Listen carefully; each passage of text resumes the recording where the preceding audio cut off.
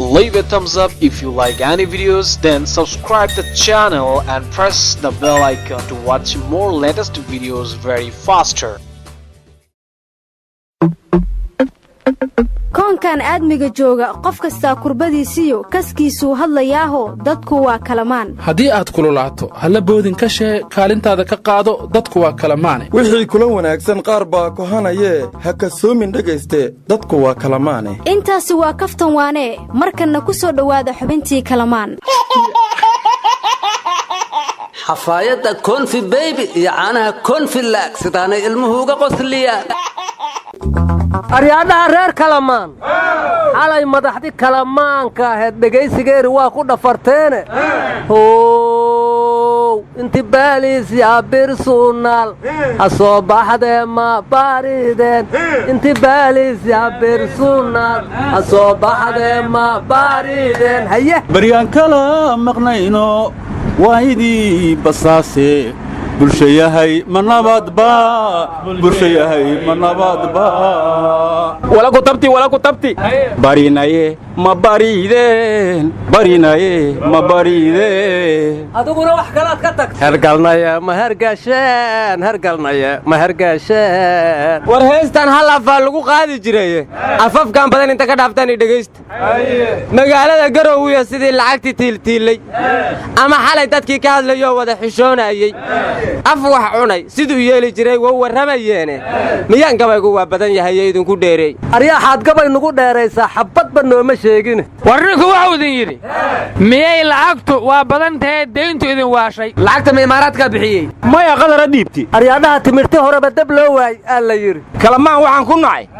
shanqara kala idin baxa markaas aad ka hadashaa waxaan loo joogin dhageysta sariigtiya sabool bay ka tahay saamaxaadaba siigada dhacaysiyo hir iyo mawjadaha sida saldhig male siyaasada jirtiya hawsha socota saaxiib siyaasadii muufa ma ahan lugama karaacina waryoyoonta kuwaa maxay miidaan iscafiyin waxaan idin idhi lillaahideen dhabeeshay runta aaminka weyday beenta aan oggolaannay danaysiga aad dimbaystay arxankaan ka fogaannay laba aabba walaagtiyo laba uur wada saxay eedda taalla dhexdooda dhaqan maahan islaama ilaahow na badbaadi warwarkaad sheegays markuu baarlamaanka furmorgey kor ha loola kacee kabiirkii kalamaan aan kobta aan ku arkaa war kabtaa hafaninta waa igu soo kadisee bal warkaan iga koobi war madaxdii xala Garowe ka hadashay waxaa ugu war fiicnaa oo la qaadan kara warkiisa islaan ciise islaan maxamed wuxuuna u sheegay Soomaali waxay dhibaato soo martay wuxuu kale u sheegay wixii hore in lagu waana qaato oo mar kale ay dib u soo laaban war madaxweynihii hore Soomaaliya Xasan Sheekh Maxamed wuxuu yiri Soomaaliya 30 sano dawlad bay ahayd 30 sanana waa burbursanayd 30 sano nagu soo socda maxaan filanaynaa soo ma haboona inaan ka sii tashano hor u deeri ilaahayna siyoba ka darayhe aryaa anigu warkaaga ma aqaanay qabyada anaa dhammaystiraa ama uu yiri war mucaarad iyo muxaafid xalay dadkii Garowe ka hadlay waxaa ka muuqatay warkooda in la yiri meeshan hadal xanafle loogama baahna waa caleema saar cabdiraxmaan cabdishakuurna afkaaba sharooto laga saaray war muxuu Soomaaliland magangeliyo siyaasadda wadiisan waayay warka naga dhaxgalay dhageyso warka isaguna maruu saxaafadda la hadlay wuxuu sheegay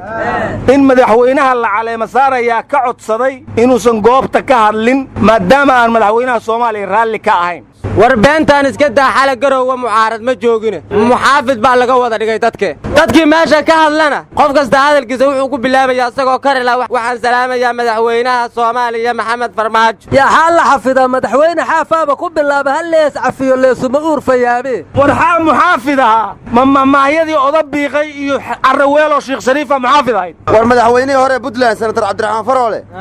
wuxuu yiri madaxweynaha iyo ra'iisul wasaaruhu waxay ka soo jeedaan Galmudug khilaafka Galmudug أحمد مدوبنا doorashadiisi waa waliye isku dadagin buu dhahay walaadeeronimo ku hadhay hawlahaysaa maxamed xaweenaha Soomaaliland Muuse Biixi Cabdi loogu casuumi waayay Garowe war Muuse Biixi meesha kama maqnayna layfu u fiirsanaya caleema saarka warnamiyo ani warsayn haaya Soomaali mayka maahmaase hal haaran nilig halal madalaas madawiina lafta garan qudbadiisa ila dhageyslaas ka aali mayleeya dadka koonfur galbeed xuquuqdiyo oo sax Puntland ka helankii war isagan waa madagay meelaha kala mooy xuquuqdaysa rasmi aan hali maaha war hanasa qudbaaha wareedhaha guddoomiyihii gobolka gaarisa ee soomaalida NFD caleemasaarkii waxaa la ka hadla wuxuu yidhi madaxda caleemasaarka caawa fadhisa waxaa ka maqan somalilan iyo soomaali galbeed soomaalina meel kasta waa ku dhibantaa oo faraqaa lagu dhegan yahay intiinaan koorarka waaweyn wata ayaa taladu inka goodaa ama soomaaliya badbaadiya ama qarrib u dhaha war faarax macalin wuxuu ku yidhi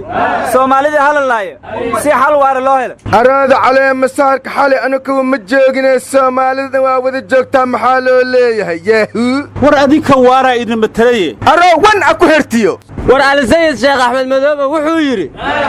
eegga waxaa la joogaa xilligii la isweydiin lahay soomaaliya xaggay u socotaa laakiin kobtankada aan joogno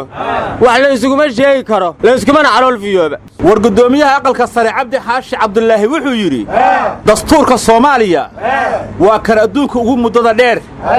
uguna qarashka badan welina waa qabyo laba qofna ma kala saari karo war dhammaystirka dastuurka wasiir xoosh iyo xorriyadda falastiin yaa soo horreeya waa tii la yidhi maxaa soo kordhay war dastuurkiinnu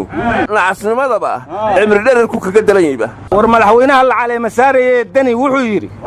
waxna waa la kala leeyahay waxna waa la wada leeyahay eeyaan laysku qaldin marka warkiisa waxaan ku soo xasuustay hadalkii cabdulqaadir oromo ee ahaa kaygana anaa iska leh kaagana kula lih war hawaalanina qof kastaa kartidiisu wax ku yeeshaa waxna ku waayaan war adeero somalilan cid nala yeelan kartaa ma jirto aryaadhaha wax kale ma ogediina madaxweyne farmaajo xalay wuxuu yidhi haddii lees cafiyey anigana ha lay cafiyo anigana cafisaad iga tihiin waana idinla shaqayhaa muggaan wixii ka dambeeya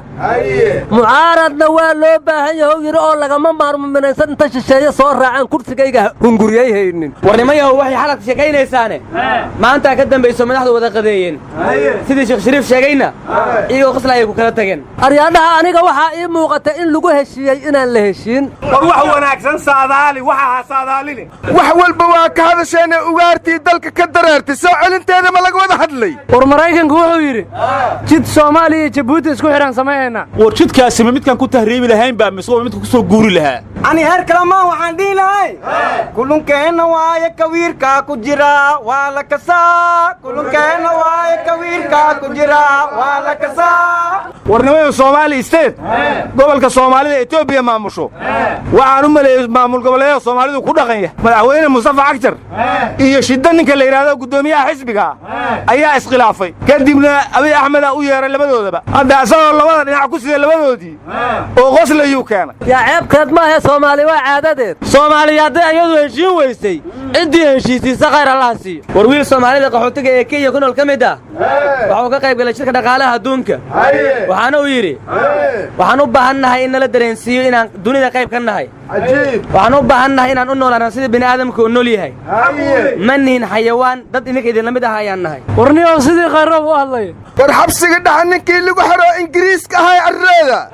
waraa laga soo sheegay ayaa war ka haayane war xabsigaa lagu weeraraa la yidhi ma waxbaa ka jira aryaadhaha kuwa u la xiraayaa xagxagtayaa la yidhi wax maa ka jira taas war shabaab iyo daacish baa lala xiraa la yidhiye ma waxbaa ka jira war jiraaba akaaruu iman war aan la yidhi waa dembiye ama waxaad ogtihiin sheega ama naga taga mana kaa tegayno mana kula joogayno waryaa wixii la xiraa ha la xiraa hanugu cabaadin war ilaahay ka cabsada waryaa rasuulkan gabiime waryaa